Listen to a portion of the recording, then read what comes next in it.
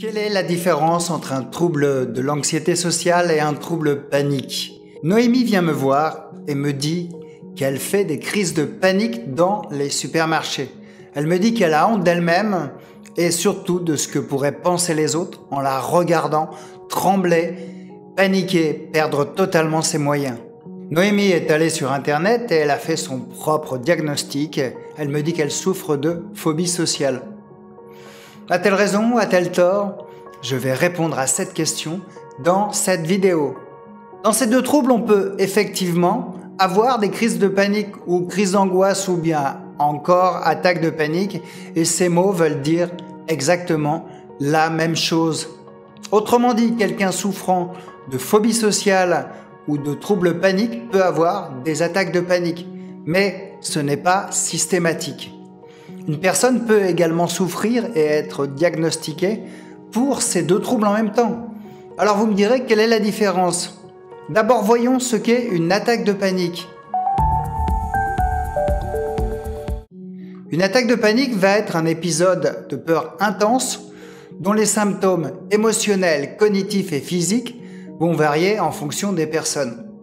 Alors vous allez avoir une peur anxieuse intense, des symptômes physiques comme une accélération de votre rythme cardiaque, des tremblements, une oppression dans votre poitrine et de nombreux autres symptômes qu'il serait ici trop long de détailler. Vous pouvez également avoir envie de vous échapper ou de fuir. Les crises de panique sont vraiment douloureuses et pénibles, mais si vous regardez cette vidéo, je ne vous apprends absolument rien.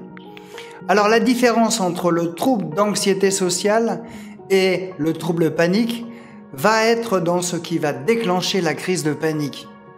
Dans le cas d'une phobie sociale, ce sont les situations sociales.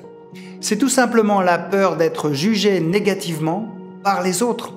Vous avez peur de prendre la parole en public, peur d'être jugé lorsque c'est à votre tour de vous présenter lors de la première heure d'une formation. Est-ce que vous voyez de quoi je parle? Ou vous avez peur de parler aux autres, passer devant une terrasse pleine de monde est un calvaire pour vous.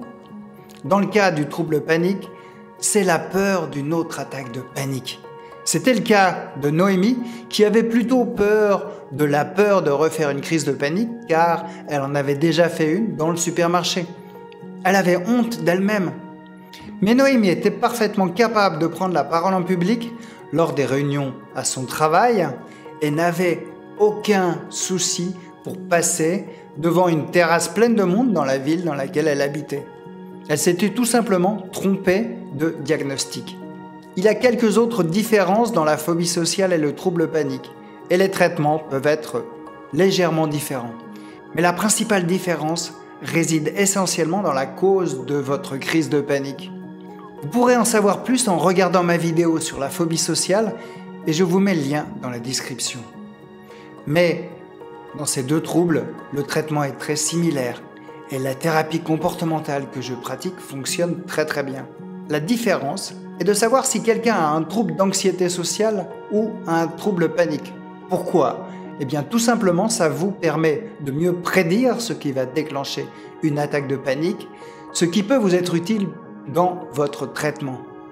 Comme je l'ai mentionné, le traitement de ces deux troubles est similaire et la plupart des personnes traitées se rétablissent très bien, ça c'est la bonne nouvelle, d'un trouble panique ou d'une phobie sociale. Et si vous souffrez de crise de panique ou de troubles de panique, je mets à votre disposition une formation gratuite d'1 heure pour vous débarrasser des crises de panique en 4 étapes. Il vous suffit de cliquer sur le lien qui est sous la vidéo ou dans la vidéo, vous mettrez votre adresse email et vous accédez gratuitement dès maintenant à cette formation. À bientôt pour d'autres vidéos.